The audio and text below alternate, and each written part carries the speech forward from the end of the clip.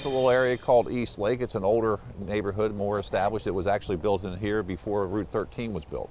Realtor Tom Burns says while it's not a lot of turnover in this particular neighborhood, which is more stabilized, at one time Kent County was enjoying a lot of new construction, almost as much as a third of the marketplace, but that has since dried up. The challenges are, specifically in real estate, people are gravitating to newer properties. So anything that's 15, 20, 25 years old is often going to be the bridesmaid when people are out looking. And so the consumer is looking for the best prices on the newer properties. According to Burns, Delaware has not had a substantial increase in employment up and down the state, which is why increasing home prices nationally will differ from what's happening here.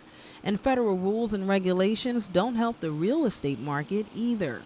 One of the frustrations that I've had through this past recession is the failure at much higher levels to recognize that the only thing that can ever solve the recession is housing.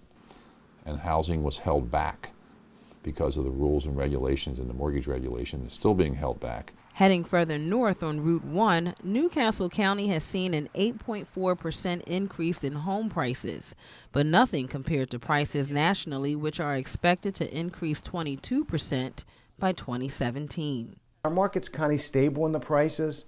Now, definitely if you go into certain pockets of the market, because as everyone talks about, real estate is location, location, location. So it really depends upon the pocket that you are in, whether or not you're seeing maybe a larger appreciation in the median sales price compared to something else.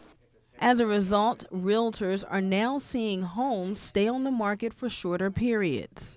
I've seen that definitely like in the Hockessin area. I've seen that in the North Wilmington area. Or if there are low inventories in a certain price range, then you really see that the seller, if they've priced their home correctly in the market, it's going to sell relatively quickly. While stability may be a bit of good news, Gene continues to keep his eyes locked on interest rates, a major factor in the marketplace.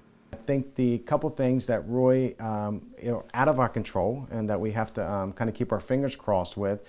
Number one is if the Fed continues to keep the interest rates the way they are. Interest rates are slightly higher than they were a year ago and have impacted the first-time buyer to a degree.